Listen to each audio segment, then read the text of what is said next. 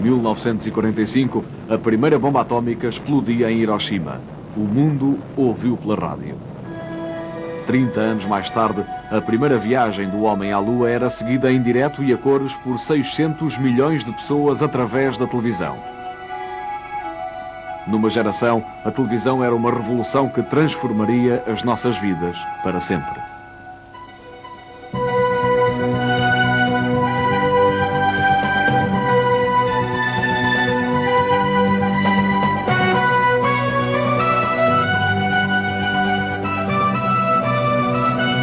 Momentos decisivos que mudaram a história.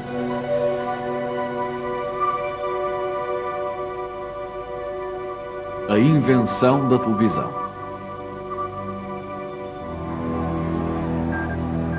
Em 1912, o Titanic, o primeiro navio do mundo que não podia afundar-se, zarpava de Southampton com destino a Nova York.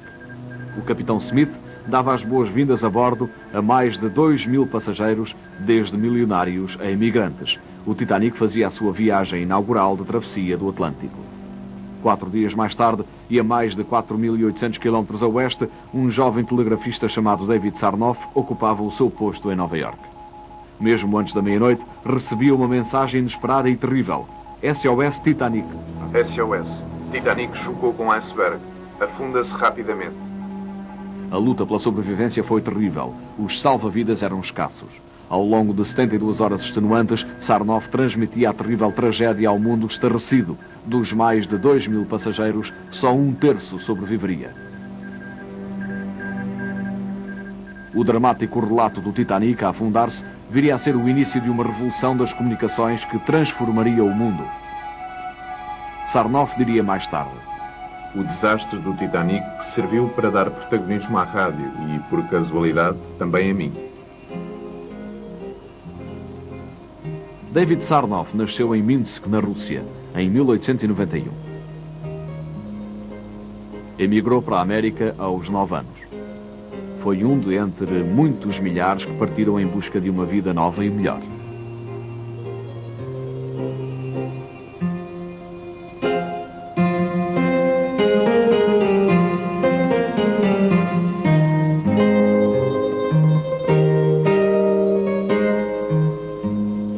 A sua primeira casa foi num gueto na zona baixa do leste de Nova York.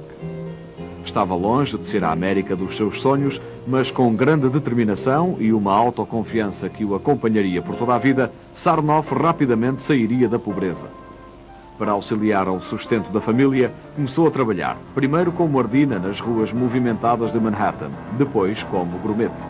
Aos 15 anos, já tinha encontrado um trabalho pelo qual recebia $5,50 por semana. Era empregado de limpeza numa companhia revolucionária de um inventor italiano, Guglielmo Marconi. Tal como Sarnoff, também Marconi tinha começado apenas a partir dos seus sonhos, mas em meados da década de 80 era o pioneiro do primeiro sistema de telegrafia sem fios.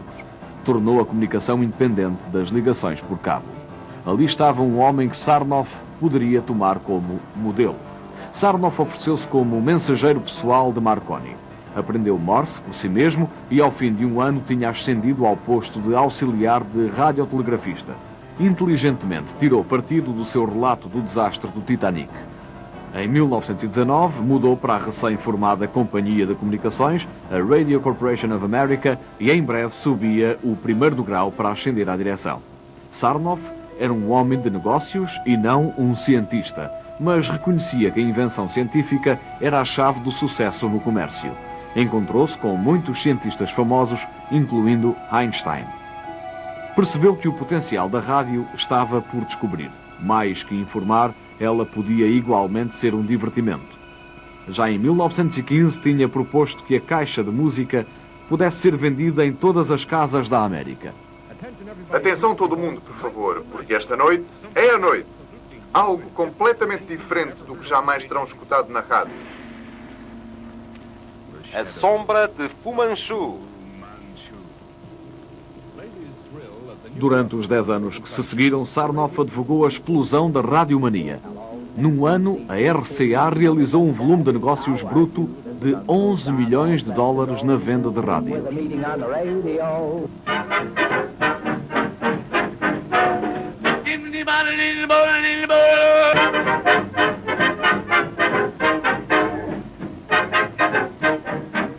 London, David Sarnoff speaking. Da cidade aos campos, toda a gente sintonizava os novos sons. O mundo estava cativado pela nova tecnologia.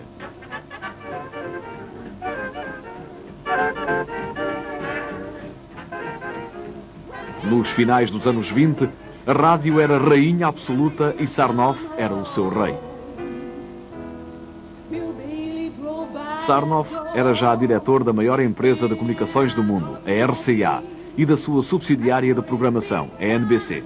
Agora, ele era um homem poderoso e viu que a rádio era apenas a ponta de um iceberg de comunicações.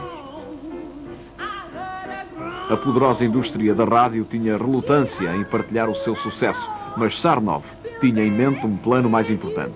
Se o som podia atingir uma audiência de massas, por que não o poderiam fazer também as imagens?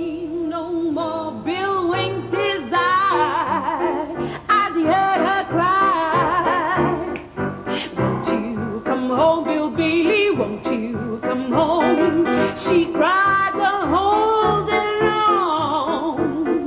I'll do the cooking, honey. I'll pay the rent. I know that I've done you wrong. Quando teve conhecimento das novas experiências sobre a visão sem fios, decidiu investir a sua energia e o capital numa nova invenção ainda não testada. Empenhou-se em fazer da sua grande audiência de rádio uma maior ainda de televisão. Estava prestes a realizar a maior aposta da sua vida.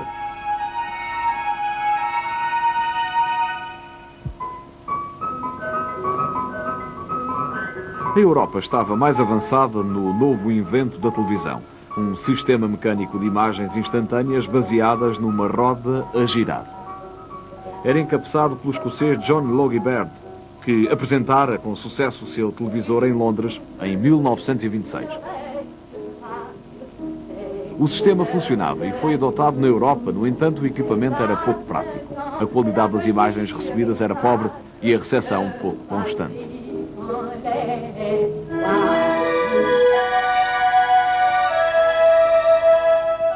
Apesar disto, a televisão estava a transformar-se numa realidade que atraía a atenção de todo o mundo.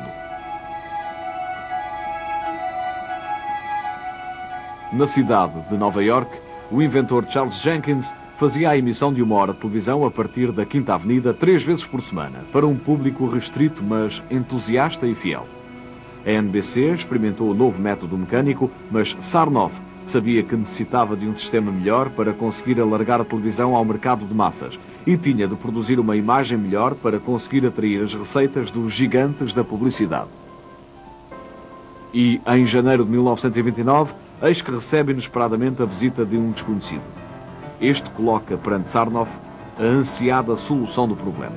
Sem mais na manga que uma teoria e convicção para defender o seu caso, o estranho disse a Sarnoff que poderia fornecer um sistema eletrónico de televisão comerciável no espaço de 2 anos. O cientista era Vladimir Zworykin, russo, tal como Sarnoff, e disse-lhe que só precisava para isso de $100.000. Sarnoff concordou imediatamente em dar a Zworykin todo o apoio de que ele necessitasse e estabeleceram uma relação comercial. Não é preciso, pessoal. Nesse mesmo ano, uma enorme depressão assolou a América. Quando aumentou o número de desempregados e apesar das ações da RCA terem caído para 1/5 num só mês, Sarnoff não faltou à sua palavra. Apesar de ser um enorme risco financeiro, ele protegeu Zworykin e a sua equipa de cientistas. Já na qualidade de presidente da RCA, Sarnoff recortava recursos para financiar um dos maiores desenvolvimentos científicos e comerciais da história. Depois de gastar $50 milhões, Sarnoff comentaria: Zworykin foi não só um grande inventor, como foi também o maior vendedor da história. Fixou um preço de $100.000 na televisão e eu comprei-a. Ergueram-se muitos obstáculos no caminho de Sarnoff. O inventor, Howard Armstrong, quis reservar frequências de rádio essenciais para o seu novo invento, a rádio de frequência modulada. Entretanto, um jovem inventor, Mormon, chamado Philo Farnsworth, registava a patente básica para um analisador de imagem. Sempre que encontrava oposição, Sarnoff era incansável. Recorria ao seu grande poder legal e financeiro para se aproveitar ao máximo das invenções dos seus rivais, mas efetivamente afastava-os da competição.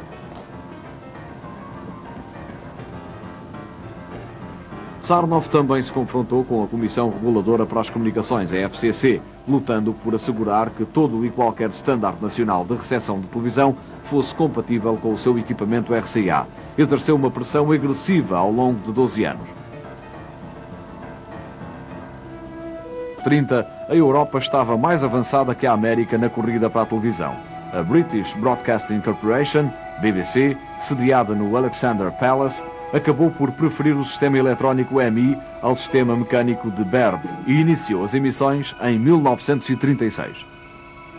No final desse ano, a Grã-Bretanha, a França e a Alemanha já ofereciam serviços regulares de televisão. Mas no continente europeu, os serviços de televisão eram fornecidos pelos governos ou pelos serviços de correio.